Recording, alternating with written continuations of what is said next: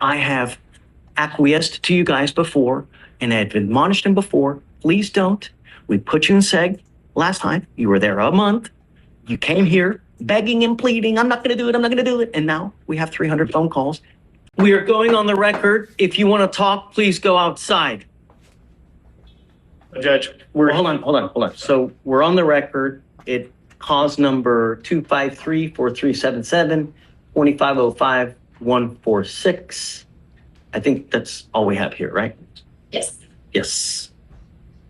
Okay, so guys, for the record, please announce yourselves. State. Anna Eady, E-A-D-Y, for Mr. Wiggins. Nathaniel Munier spelled M-U-N-I-E-R, also for the defense. So hold on, before you get into anything, state. You wanted to bring something to the court's attention. Yes, Judge. So we had received a call that Mr. Wiggins was in violation of the protective order that was in this VPO, and that he was reaching out to the complainant witness in this case. We have checked the jail calls. Those jail calls show that since March 24th, which is, of course, after the October VPO, since just March 24th, we have 293 calls made to the complainant's phone number. Just yesterday, we had, I believe, 28 calls to that number as well.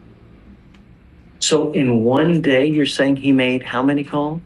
So yesterday, he attempted 28 calls to the complainant's phone. So, Judge, I'm going to preface this conversation with, Miss Eady texted me about 10 minutes ago, so I came up on short notice on this. But my understanding is that there's no longer protective order in effect, because it's been long enough that the protective order... There's an order for him not to have any contact with her. Are those part of his bond conditions? Yes. My client's not on bond.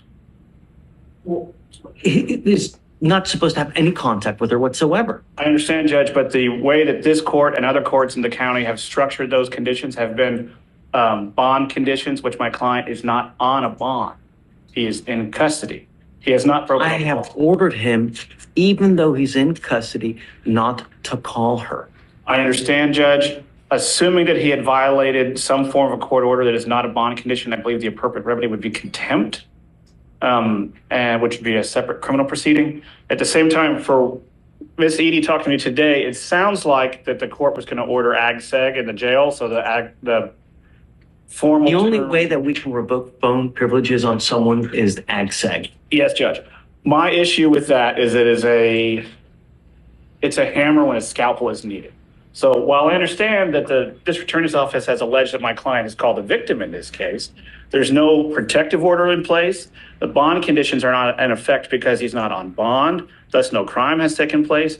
And third to that, Judge, if he's to move to ag-seg, he would not be able to make any phone calls, not just to the victim, but anyone, including counsel, which while we are here on a misdemeanor, he is in custody on a felony and relatively serious felonies. And The not being only able... way, okay, I understand your plight. Yes, Judge. But there are other remedies for you to be able to communicate. Letters, in person. But the only way for me to be able to ensure that the complaining witness is not called is to put him in segregation. That's the only way. Judge, the problem is nobody would be able to be called, including our office as well as his felony attorneys. Letters through the jail are notoriously slow. A letter to my mother, who lives in the same city, takes 4 days. And in the jail, you're taking over And a I'm week. willing to put him on the docket one time a week so you guys can have contact. Which the problem is, Judge, we would no longer be able to have any form of private contact. And that would only take care of the misdemeanor and not the felony. And not to be impolite, Judge, him having conversations with us are saying, hey, what's going on with the felony? And any jail visits that take place in ag-seg are actually recorded. They're notified by counsel going through the door that those calls are being recorded. I don't have any other option to not prevent Judge, phone calls. This would violate my client's 5th, 6th, 8th, and 14th off the top of my head constitutional rights. Right, self-incrimination because every conversation is going to be monitored going in and out of the jail because they're going to be recorded via jail visits. He will no longer be able to have private visitation inside the courthouse. You can pull them out. You can have private visitation in the rooms there. It's not about me, Judge. It's about felony court is a serious issue. But that's the. Why are you worried about felony court? Because that's why he's in, Judge. then That's also in because of ours. Our bonds are at $60,000. I understand, Judge, but the reason that this is taking as long as it is, and it's been taken as serious as it is because he's in custody on a felony. And this court making him to where he cannot participate fully with counsel is. There are other means for you guys to participate, but I've ordered you not to have contact with her. You've called her now over 300 times. I don't understand why you guys aren't filing additional charges anyways. Sorry, Judge, I missed the last statement. I'm The sorry. only way that I can prevent him from making 300 phone calls is to put him in another wing. I was going to talk with the DA, and obviously, if my client's making these calls, and that's an if, he's dialing a single number, the jail's numbers can be easily blocked. I've done it on my cell phone numerous times when I've changed cell phones. Over the weekend, last weekend, I had 15 jail calls from one client. And as annoying as that is, it's very easy to block it on your cell phone. And I assume the victim could do the same. I have not heard anything from the state. Tell the victim what to do, Nathan. I'm not going to say, can you please block your number so we can't call you? The least restrictive means, Judge, strict scrutiny dealing with constitutional rights. No other way to prevent him from making phone calls. I have acquiesced to you guys before and I've admonished him before. Please don't. We put you in seg last time. You were there a month. You came here begging and pleading, I'm not going to do it, I'm not going to do it. And now we have 300 phone calls. So I don't know what else to do. But now back in ACSEG. I'm going to sprinkle the word allegedly to the phone calls because it's the kind of thing where records would exist that have not been provided to the defense by the state. Do you have the records? Well, I mean, I have them. I just have to I have to do the forms or get them up with the forms. Yeah. Okay, so let's set up for a formal hearing because I don't want. You're right. I don't want to give you state the benefit of the doubt without him actually or Anna actually seeing it and seeing that the phone calls were actually made. So let's set up for a formal hearing. How soon can you get him the evidence?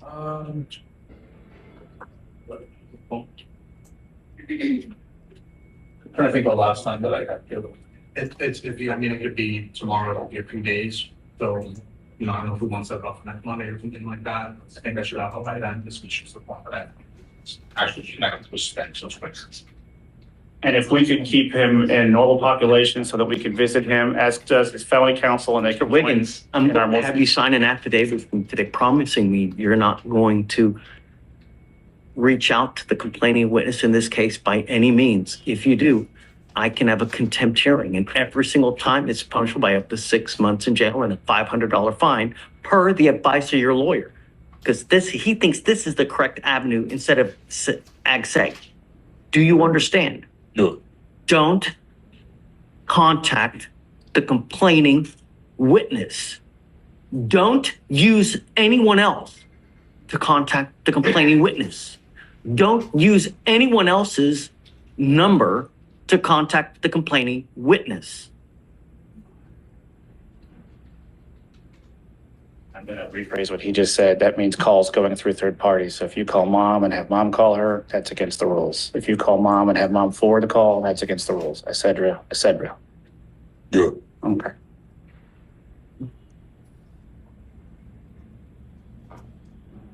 This is the affidavit that you're going to sign promising me you're not going to contact her or the complaining witness in any of my misdemeanor cases. Do you understand? Okay, so you want to set it for Monday? Okay.